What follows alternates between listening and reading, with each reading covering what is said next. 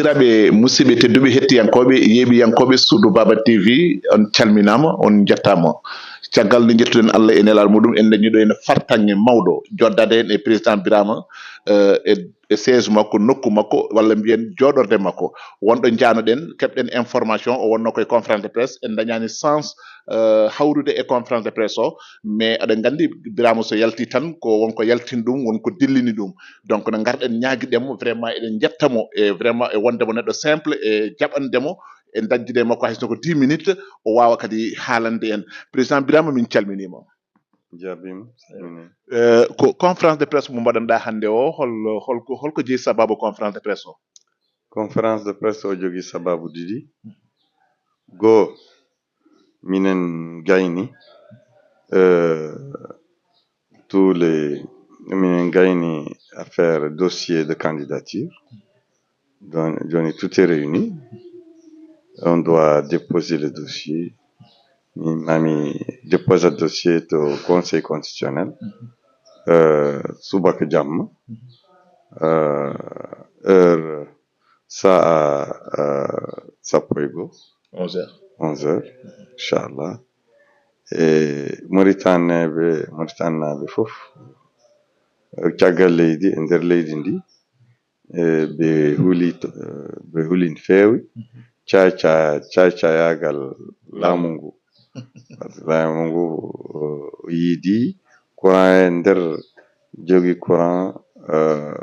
joguide doole nder laamu ngu miijo makko ko Agnat Birame pour candidature Agnat population peuple mauritanien changement par ce que ɓe gandi candidature o jogui doole candidature o joni ko candidature leñol Mauritanie fof par ce que kamɓe ɓe waɗi feere ha Mauritanie ɓe yiyat candidature Birame ko candidature hardineɓe mais fulɓe e soninkoɓe e jolfuɓe e safalɓe woɗeɓe ɓe penni laamu ngu e propagande laamu ngu kamɓe fof ɓe gari lunduji joguiɗe doole nder beeloñol fof ɓe ndendi dental jogui doole joni nani nder candidature Birame Daraɓe toɓɓere ɗiɗaɓe nde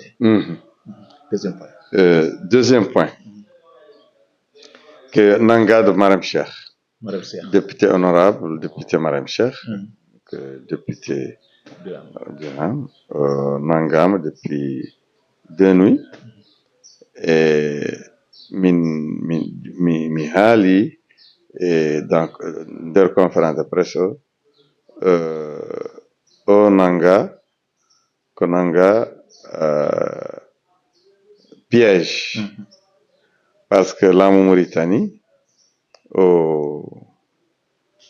toujours o waɗat piège uji pour bonnude hakkude leñol Mauritannaɓe surtout leñol toñaɓe leñol baleɓe parce que politique divisée pour régner kanko jogui propagande divisée pour régner kanko jogui e ɓe meeɗi haalde en 89 cadre uji hardaneji ɗiɗi ɓe piyame fulɓe e flamnaɓe fiiɓe à Dakar ɓe mbariɓe o waɗi o propagande ha ummini hardaneɓe contre fulɓe joni ɓe jii fulɓe lenduji fulɓe fof ɓe ndendi e Birame nder candidature goto ɓe jiidi bonnude o dental c'est pourquoi ɓe nangui Marème Cheikh ɓe mbi Marème Cheikh haaɓi e goto debbo fulɓe o nangui fulɓe yimɓe tati fulɓe e o nangui Marème Cheikh e miñum Marème Cheikh o yiidi waɗat dossier entre Haratin et fulɓe pour vraiment faire une propagande créer des problèmes voilà bon mi wi c'est pas possible yimɓe ɓe pini joni laamu fenande wawa ceertude wawa hakkunde sernude en ya sernude en mi encore mi goto avocat goto o yehi waɗi visite pour Mariam Cheikh o yi prison Mariam Cheikh nder police o c'est vraiment très difficile ah oui condition très difficile et on a décrit ça comme condition walata et mi waɗi mise en garde pour laamu Mauritanie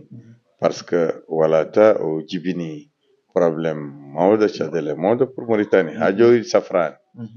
ha joni safraki par ce que maayɗo martyre ten Youssou Gueye e Djigo Tafsiru en Abdoul Koudous Ban e Omar Ba o caɗele ha joni gaynaki te minen Mauritanie naaɓe jiddo gonga jiddo potal jiddo safridi caɗele Mauritanie min jaɓata ha o probléme safrat ha mi waɗat walata mémoire bâtiment de mémoire pour les martyrs joni su laamu ngu bonni hangi ha o yiidi waɗat walata goɗɗo pour Mariam Cheikh pour haddaneɓe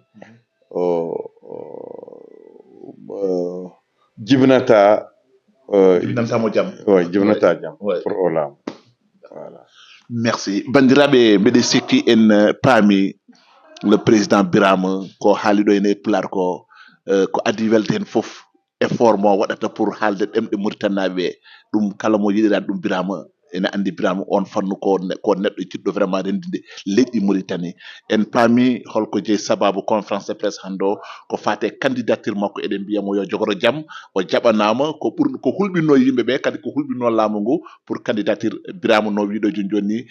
dañde pareji wawɓe ɗaccude hawoya candidature makko donc en jettiri ɗum Allah en kettima kadi ko nanggui honorable député Mariam ko yidde créede probléme aji no wiri joni hakkude fulɓe e hardineɓe donc ɗum ɓe paami kamɓe kadi ko ɗum ɓe évite pour rentinde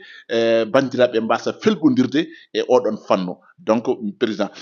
mbannami ɗum résumé en français c'est-à-dire que le 2 points pour yimɓeɓe ɓeydo famde. Bon, le résumé en français de ces 2 points, c'est que premièrement, je voulais informer les Mauritaniens que Dieu merci, malgré les obstacles dressés par l'aile malicieuse et obscurantiste du pouvoir contre la candidature de Biram Abeid aux élections présidentielles du 29 juin 2024, qui est la candidature du peuple uni, de l'opposition anti-système, de l'opposition vraie et engagée contre le pouvoir, une candidature de la rupture, ce que voulait éviter le système par beaucoup de subterfuges, dont la levée de l'immunité parlementaire de Biram et bien d'autres actes nauséabonds. Maintenant, cette candidature est à toutes ces conditions réunies afin prêt à être déposée demain soir, mercredi soir, à partir de 11h au siège du Conseil constitutionnel. D'ailleurs, c'est l'occasion pour moi d'inviter toute la presse dans Soudou Baba TV à être présent. Voilà. Et le second point, c'est l'arrestation de Mariam Cheikh, la députée, l'honorable députée de notre parti, de notre mouvance, qui est arrêtée depuis 2 nuits. Et son arrestation, apparemment, a révélé ses secrets après la visite que l'ancien bâtonnier des avocats, qui est l'avocat de Mariam, notre avocat, a rendu à Mariam aujourd'hui. Il a vu que Mariam vit dans des conditions difficiles. Elle vit sans tapis, elle vit sans couverture, elle vit sans protection des moustiques. Elle n'a pas de moustiquaire, elle est privée de thé, privée de toutes les nécessités dues à la personne en détention par les geôliers. Et ça nous rappelle la situation de Walata, et c'est l'occasion pour nous de rappeler que Walata continue à être dans notre collimateur. Nous rappelons le gouvernement mauritanien qui n'ont pas pu résoudre le problème de Walata. Et les services qui en sont issus. Et le fait d'augmenter les Walata sans pouvoir régler le problème du premier Walata, ça relève de l'aventure, de la gouvernance aventureuse. Nous mettons en garde le gouvernement et nous lui disons que la tentative de semer la discorde entre les communautés, qui est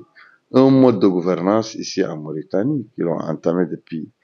1989, lorsqu'ils ont prétendu, sur les antennes de la radio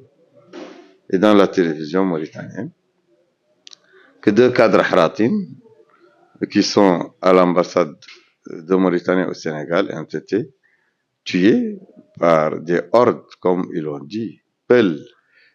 issues des flammes. Ceci a été fait dans l'intention d'attiser les feux entre les hratines et les pelles, ce qui a eu lieu malheureusement. Mais je leur rappelle que maintenant, nous sommes aguerris et nous sommes éveillés. Et que les communautés, dont la communauté pelle, à travers leur parti politique, leur courant politique les plus représentatifs, ont soutenu la candidature de Biran. Ce qui fait vaciller, tergiverser, ce qui fait trembler le système, mais il n'y a rien à faire. Il faut que le système accepte sa mort programmée par les votants, par les électeurs mauritaniens le 29 juin 2024. S'ils pensent qu'ils peuvent s'accrocher à une énième confrontation entre les ethnies, qu'ils susciteraient, eux, à travers l'arrestation de Mariam et d'une pauvre famille polarophone qui est injustement incarcérée avec elle, ça relève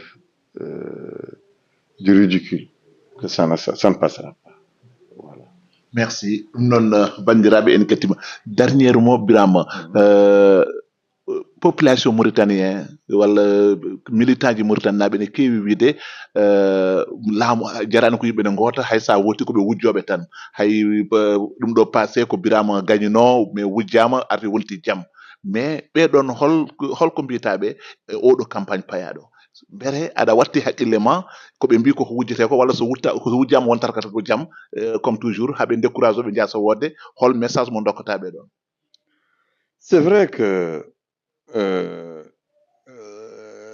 de 2019 laamu système o wujji parce que Kazmani wawa pasde en premier tour. C'est sûr, analyste fof et observateur fof nder aduna ɓe gandi que c'était un deuxième tour hakkunde min e Kazwani, mais laamu o wujji. Mais le fait que yimɓe mbiyat laamu ma wujjat e donc à la faille yimɓe gagni comme Biram laamata parce que laamu ma wujji, ça c'est en faveur du pouvoir. Ça yimɓe haalat o haala ɓe ballat pouvoir o ɓe ballat système ɓe décourageat yimɓe, mais il faut ko yimɓe haalat haal goddum yo yimɓe wat feere ha darade yimɓe 2019 wonata yo ɓe mbad darada kesɗo pour darde ko wonno 2019 ko wasa wattude wasa wattude darno wonde 2019 wasa wattude 2024. Il faut qu'on darado kesɗo e darado kesɗo ko darado gagnant ko woni yimɓe 2019 ɓen croise les bras ɓe fadat ha Biram yaha o libat armée o libat charuji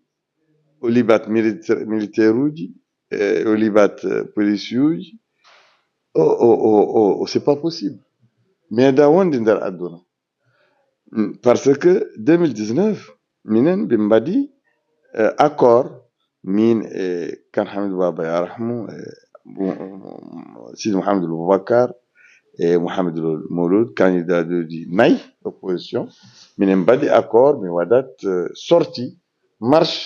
contre wujjugal élection wujjugol laamu mais min jetti un jour jetti un jour ñalawma et 16 heures de déclenchement de la manifestation à travers siège Biran. Mais à 14 heures, candidat yu tati ɓe ngari ɓe mbi kam minen min jahata o manifestation mi waɗata minen waɗata sa yiɗi waɗ an goto min waɗani. Ah bon, ko ni yarno? Ah oui, ni yarno yimɓe fof seeɗi. Mais yimɓe noon mais won hewɓe mbiɓe ko Birana mo woni mo jaɓaki tellade ko propagande laamu e propagande non président mi yiɗa ƴeftude temps maɗa jimmi ko mbaɗen d'accord il faut que mi haal mais après sukaɓe ira dari to e ɓe mbi est ce que min jahat faut an Biram hokk ordre wona comme ça yimɓe libat laamu leñol libata laamu par ordre leñol so libata laamu c'est manifestation spontanée ordre ala hen e joni so yimɓe jiiɗi par ce que pular wiyat ko haɓat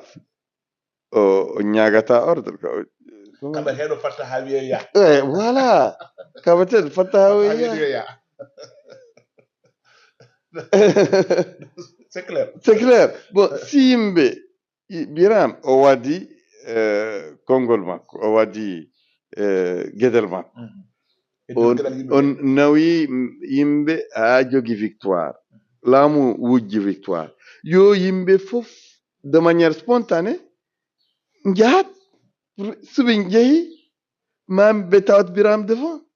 par ce que Biram meeɗa caggal nder prison meeɗa ruttude caggal lorsque laamu wi ma waɗ peine de mort contre Biram duppi deftere Biram wa meeɗa dogdi caggal leydi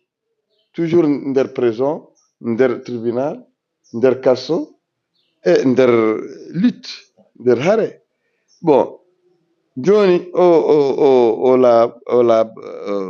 laawol so minen min jetti mi waɗi élection suulaamu wujji yo yimɓe yahat mais so ɓe ngari darde devant Biram est ce que min jahat est ce que min mami wi wat jahe par ce que so ɓe jeeyi oui mami ko Biram wi responsable oui yettano mais onon prenez vos responsabilités c'est tout merci président mi yiɗa ƴeftude temps maɗa min beltima ɗum noon bandiraɓe hettiyankoɓe yeeɓiyankoɓe Suudu Baba TV vraiment en beltima hande no fewi en ɓeydima kadi yiide Birane neɗɗagal makko darde makko e foof makko e wondemo simple o ƴeftini en temps oɗon eɗen ñaguimo artude waddude makko émission par ce que eɗen jiiɗi haaldude makko haala to assemblée caɗele gonɗe toon ɗe e gurdam ɗam fof eɗen jiiɗi haaldude makko mais ɗum heƴata hande ma en gattu ɗum président Birame 2024 Suudu Baba salminima min beltima no fewi donc eɗen mbiya yo Allah rokken kadi dañde ko sago ko jiɗɗen ko changement jiilateɗo yo Allah rokken sago ngo ya barke Nabi Moustapha merci mon président Allah jarama